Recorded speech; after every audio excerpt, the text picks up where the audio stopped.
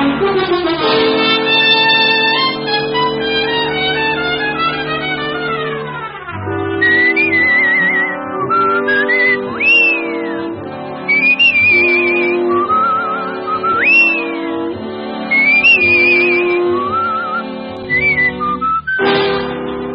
Dick Powell as Richard Diamond, private detective.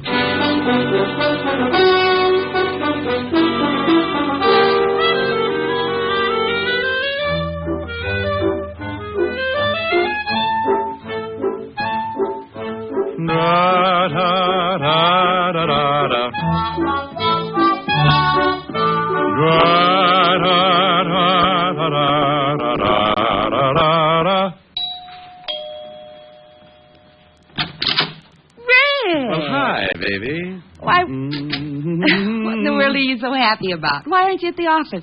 Now, don't confuse me, dear. One question at a time. Come on in the study, and I'll tell you all about it. Oh, now stop being so mysterious. You never come over here at this time of the day. Read some of these. What are they? Letters. Read them. All of them? Well, there must be at least half 100. Well, close. 53, and those are only about 1/10 of the pile that's in my office. Oh, Rick, are these... Yeah, the lovely, dear, sweet tenants in that gorgeous building right next to this one. They like your singing. Read a couple. Me, me, me, ho, ho, ho, dee, dee, dee, dee, dee. Dear Mr. Diamond. La, la, la, la. Rick. Go on.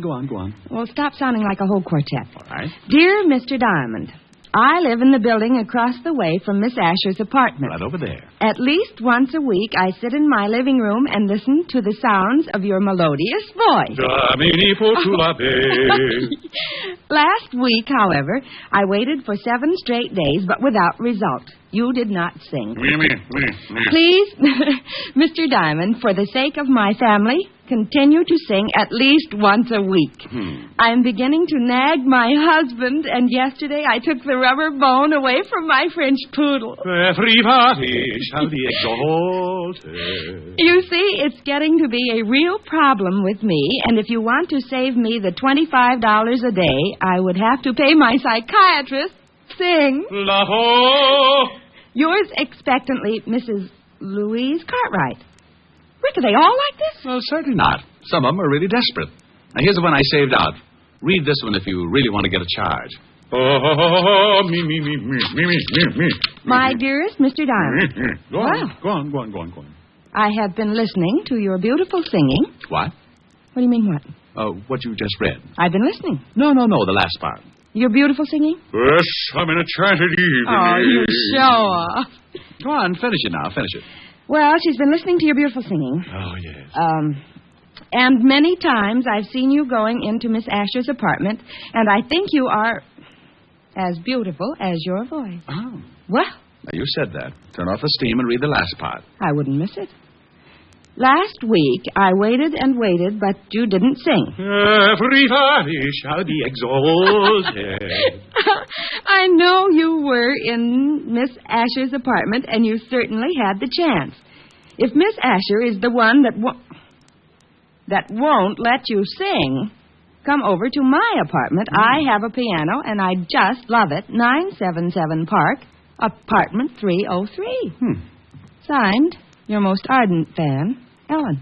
Mademoiselle from Armitage Pilot. Rick, what are you doing? Open your window. Don't you think it's a little stuffy in here? The air conditioning's on.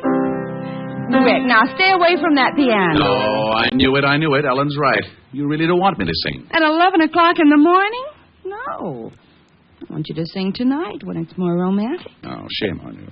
Me? Yes, you. You want to deprive those poor, discouraged people of a little honest, simple pleasure?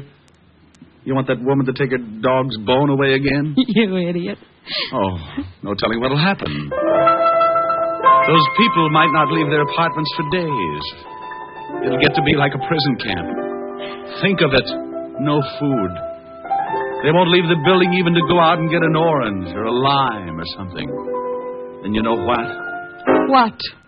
Scurvy. Oh. They'll be dying like flies.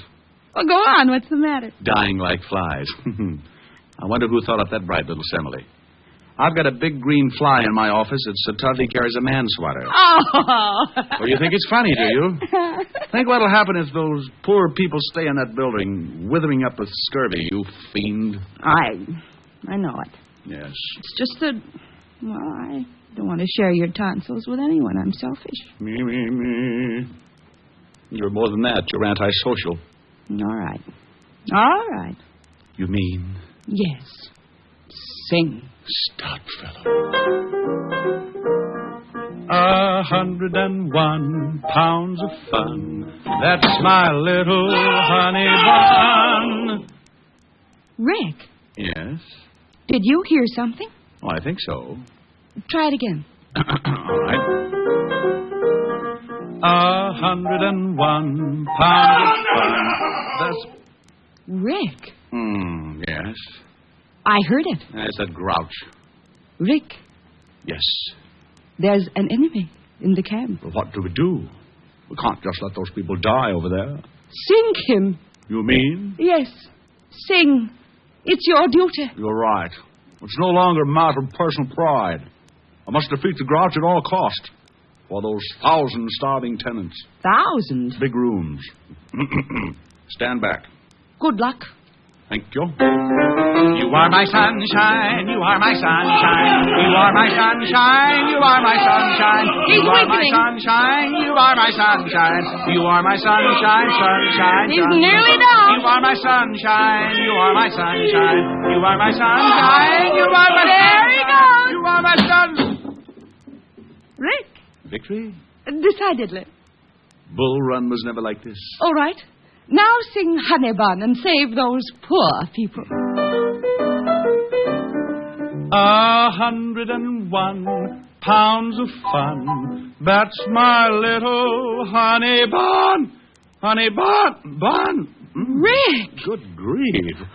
Bun! Rick! What happened? I don't know. I can talk all right, but the minute I go up, something happens. I hope you didn't hurt it. La la la la la la la la. Oh, Rick! Oh, now isn't that ridiculous? I can't help laughing, but it isn't really funny. Come on, let's go get you some warm milk or something. Mimi, Lord, I'm off. Oh. Now stop that. Give it a rest. Oh, if that grouch only knew, I may never bother him again. Well, he's the only one that doesn't like it. Poor guy. Poor guy, now that's a silly thing to say. Well, honey, he doesn't like it. Let's face it. He'll probably get so desperate he'll have to move. Okay, let him. I wonder what he's doing right now. I'll bet he's planning something fiendish. You think he's going to start shooting burning arrows? I wouldn't put it past him. Now, let's take care of that throat.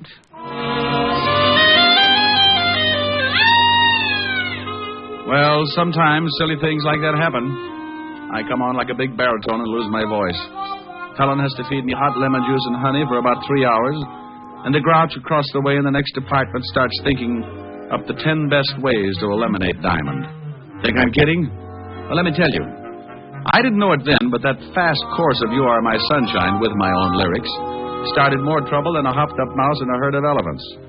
While Helen fed me the tonsil cure, old Grouchhead was dreaming up a cure of his own.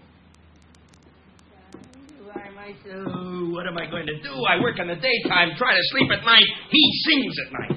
I switch to the night shift. He sings in the daytime. Oh, I'll fix him. I'll fix that Diamond. Yeah, phone book.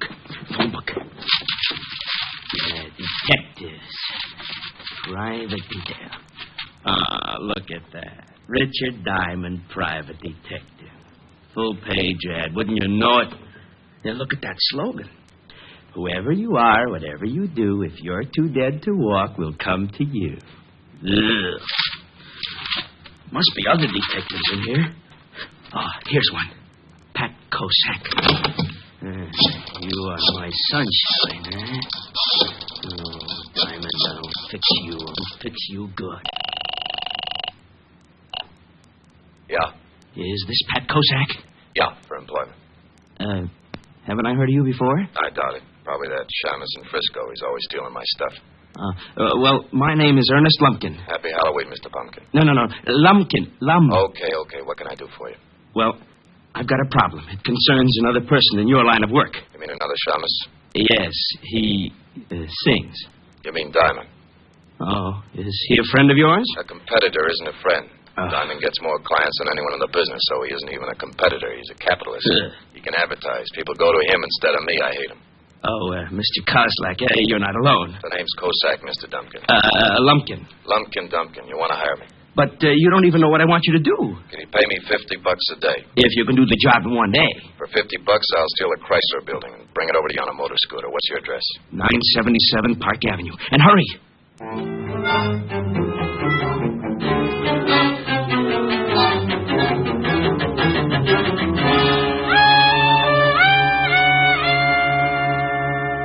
How does your throat feel now? Oh, scalded.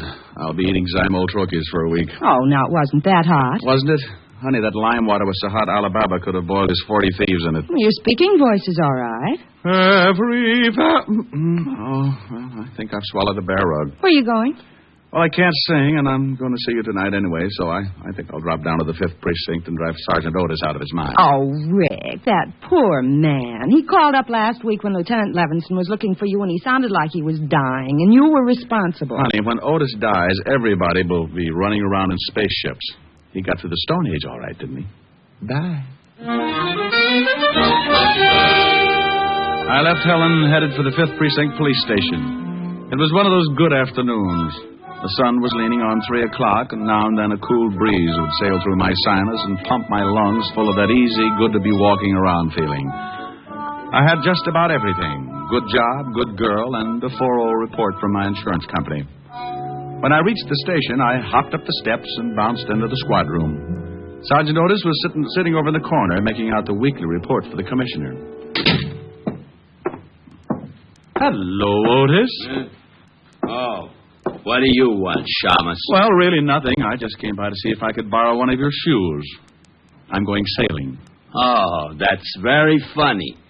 You know, someday, Gumshoe, you're going to run out of gags. Then what are you going to do? Well, I could set you on fire. That's sure to be a good chuckle. Oh, yeah? Lieutenant in? Yeah. Otis, you want to know how to catch a crook? How, wise guy? Eat a lot of spaghetti. Oh? How can I catch a crook that way? Just open that big mouth and say, oh, yeah. You'll lasso him. Hello, Lieutenant Levinson. Lieutenant Levinson? Well, how do you do, Mr. Diamond? Now, what's with the formal routine? Oh, I can't help it. Every time I leave Otis, I feel like I've just stepped out of a gorilla cage. Oh, why don't you leave that poor guy alone, Rick? Oh, he's used to it. If I started treating him like a human being, he'd get so confused he'd probably cut off his tail. Think what would happen, Walt, when he wanted to go to sleep at night. No more hanging upside down. Oh, brother. What's on your mind? Oh, just thought I'd stop by and chew the fat. Well, go ahead. I already did. Chewed a whole pound right off Otis. Walt, are you sure he's a mammal? Now, you listen to me. Otis is a nice fella for a hammerhead. He can't help it, so stop tearing him down and tell me what you really want. Walt, I'm surprised at you. I just wanted to stop by and say hello. Hello. Where's the body? Now, look, there's no body, just a nice chat, that's all. Okay, but I warn you, I won't stand for any routines. And if you're mixed up in something, I have to find out the hard way. So help me, I'll put you away so far they'll have to pipe air into you. Walt, you do. Do what? Love me. Oh. Would you like to wear my Sig Alf pin? Rick, for Pete's sake, what's the matter with you? You've been growing poppies in your office? Wait a minute. Yeah, what is it, Otis? Miss Asher on the phone for Diamond. Okay. Phone for you, Rick. Helen. Oh, thanks. 5th Precinct. Remember our motto. A corpse in the morgue is worth 2 in your basement. Oh, no. It's true, Walt. It's true. Oh, I bet Walt just jumped out of the window. No, honey, there's a cash system around here. When Walt feels like jumping out of a window, he throws Otis out first to see if it hurts. Ouch. How are you, baby? Hi. Rick, Mr. Jones called and said it was very important that he see you at once. Said it was a matter of life and death. Jones? First name John? Well, he didn't say. He just gave me an address and asked you to come over immediately. 137 River Street. He called me at your apartment? Uh-huh. Hey, I never thought of that. How'd he get the number? No telling. Well, I'll go on over. Maybe he'll turn out to be a good client. Call you later, baby. How's your throat? Oh, la done, Goodbye, Rick. Hey, you really sound terrible. I'll see you later, Walt. Huh? Oh, thanks for the brilliant conversation, Sporty. Walt, just because I didn't have a corpse hidden out someplace, you get mad. All right, see if I care. Oh, now, wait a minute. No, I understand. Well, you can just get someone else to play jacks with. I'll send you Sam Spade. Now, Rick. Oh. Otis. Yeah, Lieutenant. Why haven't you got that report in here? I've been eating spaghetti. Spaghetti? Yeah, and that Diamond's a liar. I can't lasso nothing. Maybe you have to be a cowboy.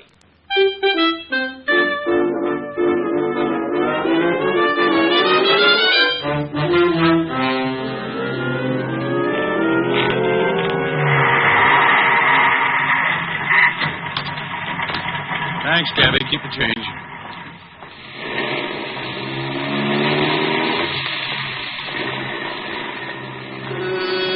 "137 River Street, the address Helen had given me over the phone, was an old deserted warehouse. Now, I want to stop right here and say I admit it was pretty stupid to wander into an empty warehouse like that. But I figured that this Jones guy must be in some kind of trouble to leave a message like that with Helen. The place was as empty as a fairground in the winter. I put my hand on my .38 and kept moving toward the back of the building. Then I saw a door. A sign on it said, John Jones, enter. And wouldn't you know it, I did. Hey, what's going on? Where am I? Let me out of here. Come on, Mr. Lumpkin, let's get out of here. Let me out of here. But I don't understand. He's liable to stay in there forever. I don't want him to stop singing like that. Somebody will come along, I promise you that. I just want him to stay in there for half an hour, that's all. And now, wait a minute. I want to know just what this is all about. You want him to lose his voice, don't you? Oh, I love it. Well, when he went through that door, he started losing it. How? Well, what's behind that door? An ice box. Come on, Mr. Grumpkin.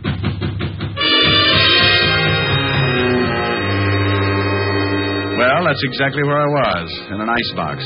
Not a very big one, but a very cold one. The kind a company might have to store fresh meat and drinks. I tried breaking down the door, but it was a foot thick. I struck a match and looked around. Lots of ice, no way out. So I turned up my collar and sat down to wait. I don't know how long I sat there, but I guessed it to be about 20 minutes. I could tell because my feet had frozen up about 20 minutes worth. Then I heard that lovely sound. Rick, you in there? Yeah. Hand me an ice pick. I want to get my feet uncrossed. How on the devil did this happen? Well, I think one of the frozen food companies got a new idea. What's the matter, Diamond? Forget your sleigh. Shut up, Otis. You think you can walk, Rick? Yeah, sure, but I might squeak a little. Ooh, got a Bunsen burner handy? Otis. Okay. How did you find me? We got a call. From a guy named Jones? Yeah. Said he was in danger and that you were coming down to meet him at the warehouse. Said he saw two guys lock you in this icebox. Oh, dandy. Did he say where he was? Yeah. Here's the address. Thanks. Hey, where do you think you're going? Well, I feel better now. I'm going over to find Jones. Well, you might get in trouble. Well, if I can find the two guys who locked me up, you can bet on it. Well, I'm going to send Otis along with you. Otis?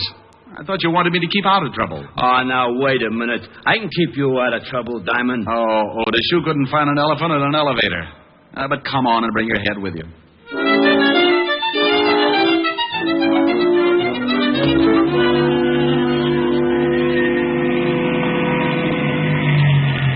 This is the address where that Jones guy said he'd meet you. I'm Mandelbaum, Swedish massage. This guy really picks out some great places to hide out. Come on, Otis. Feet first, or the rest of you'll never get out of the car. Oh. Hey, Diamond. You think while you're talking with this guy Jones, I might get me a rub down? Otis, to rub that stomach of yours, it would take a gallon of baby oil and an octopus to get anywhere.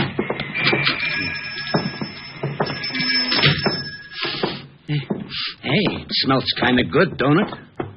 Like a pine tree, maybe. Otis, how would you remember? The last time you smelled a pine tree was when you used to run with a pack. Now listen here, Diamond. You gotta lay off. I don't go around... Yeah, what can I do for you? Holy cow. Get the biceps. Oh, I'm looking for a guy named Jones. Oh, yeah? Who wants him? The name's Diamond. Oh. Well, Mr. Jones is expecting you. I think he's back in the steam. Which way is it? Straight back. I'd show you when I gotta give a guy a rub. Come on, Otis. You must be at the end of the hall. That's a pretty bright observation, seeing as how there's only one door and it's at the end of a hall. Yeah, that's the steam room. How do you know? By this little window in the door. What do you see? Steam. And by golly, it must be the steam room. Hey, I can't see nothing. Mr. Jones? Hey, ain't that some guy lying over there on the bench? Looks like it. Mr. Jones? He don't answer. No. Otis, look, I'm going over there. Keep the door open. I don't want anyone to lock me in this place. Oh, okay. Mr. Jones, Well, hey, Otis, it's just a bunch of towels rolled up to look like somebody. Hey! Otis, what's the matter? Diamond. Yeah, where are you? Right over here. Well, what are you doing there? I told you to stay by the door and keep it open. Well, I did stay by the door until I got pushed. Pushed? Oh, no. You know something? What? I think we're locked in.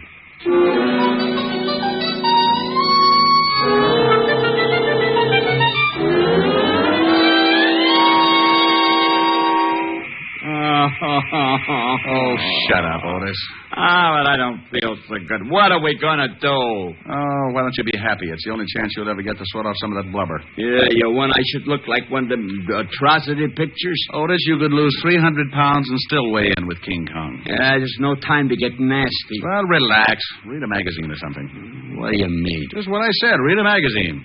Isn't that one right over there? Yeah. Oh, for Pete's sake. How can I read this thing, Shamus?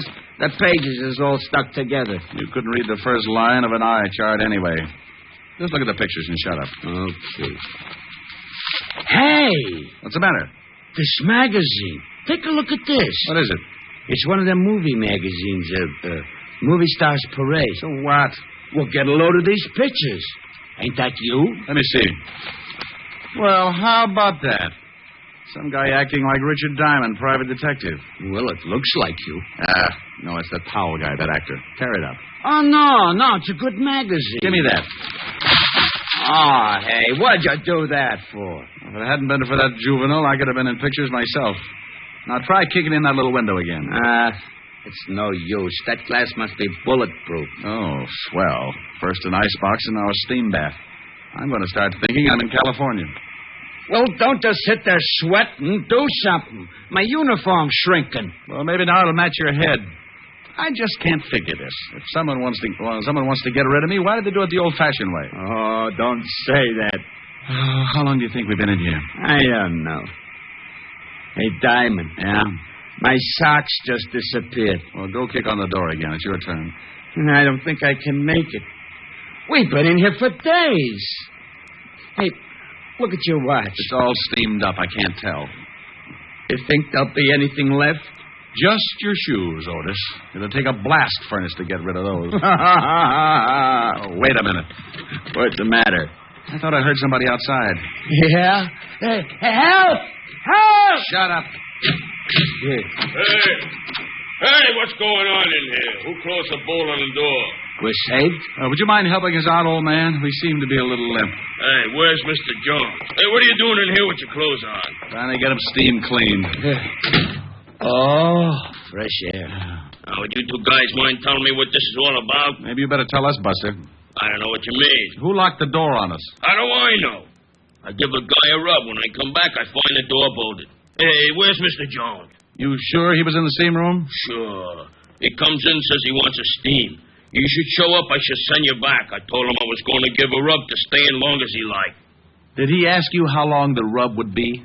Yeah. Matter of fact, he did. I said it'd be about a half hour. I don't get it. He wanted me in that steam room for just a half an hour. He wanted me in that icebox for about the same time. What's with this? Diamond, look at this uniform.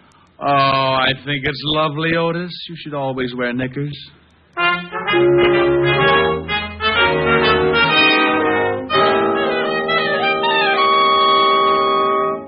Rick, this is stupid. Didn't the guy at the steam room tell you what this Jones guy looked like? Well, from the description, could have been anyone. Look, I'm just as mixed up as you are. Well, we'll keep after it. Just don't worry, that's all. Hey, Diamond, Miss Asher just called and I told her what's been happening. You mean you know? No, but I told her anyway. She said you should come right over because she had dinner for you. She wanted to take care of you. Isn't he lovely, Walt? Think what that head is going to look like in a bottle. Oh. Now you got him sore. It's going to be horrible around here. Well, isn't it always? Now, I'm going on over to Helen's. Keep after that Jones guy and let me know if you run across anything.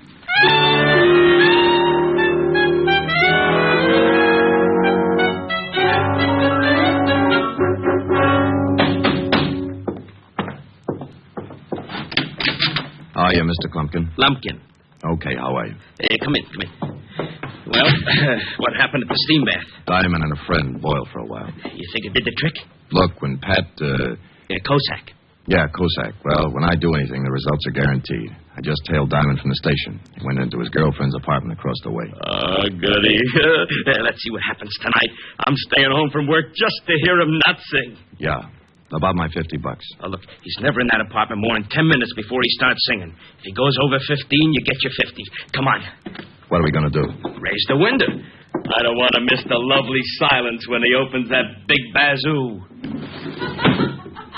Okay, so I look funny. I'm sorry, Rick, but your clothes have shrunk so much. You should see Otis. I'm sorry. Well, you should be. You don't know what I've been through. Oh, yes, I do, and Mommy's going to make it better. Here's a nice drink. I don't want a nice drink. Oh, it's strong enough. Well, put it in a dirty glass. You just drink it. Okay. Oh, wow, my throat. Ah! You hear something? No, why? Nothing. Your throat's still pretty bad. Don't know. Me, oh. Hey, it's pretty good. That sounds great. Oh, no! Now, I heard something then. Yeah, so did I. It's that grouch again. Give it to him. Oh, you bet. I feel mean. 101 pounds of fun. That's my little honey bun. Get a load of honey bun tonight. I'm speaking of my sweetie pie, only 60 inches high. Every inch is packed with dynamite. Her hair is blonde and curly. Her curls are hurly-burly. Her lips are pips. I call her hips whirly and whirly. She's my baby. I'm her pap. I'm her booby. She's my trap. I am caught and I don't want to run 'cause I'm having so much fun with honey bun.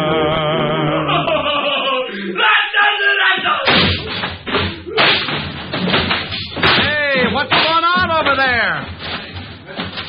Your Cossack. Okay, but don't hit me again. You can keep the $50. And you wouldn't sing again, huh? Said you fixed it. Well, I'll fix you. No, not that. Put down that chair. Go on, get out of here. That vulture's singing better than ever. Okay, only don't hit me again. Yes, Rick? You know, that ice box and that steam bath were the best things in the world for my throat. Yes. After you lost your voice this morning, I didn't think anything was going to help. But that ice box and that steam bath really did. Diamond! Oh, hello, Mr. Lumpkin. Did I hear you say you lost your voice this morning? That's right, Mr. Lumpkin. Then didn't think I was going to get it back either. Good night, Mr. Diamond!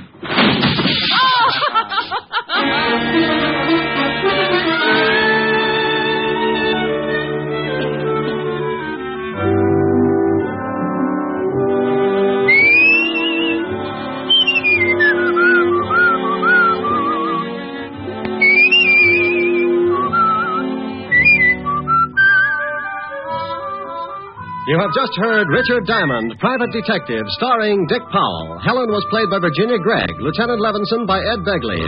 Also in our cast were Wilms Herbert, Jack Crucian, and Stephen Dunn. Music was under the direction of Frank Worth. Richard Diamond is written and directed by Blake Edwards. Dick Powell soon will be seen in the screen version of the best-selling novel, Mrs. Mike. Now, this is Eddie King, inviting you to be with us again at this same time next week, when we will again bring you Dick Powell as Richard Diamond, Private Detective.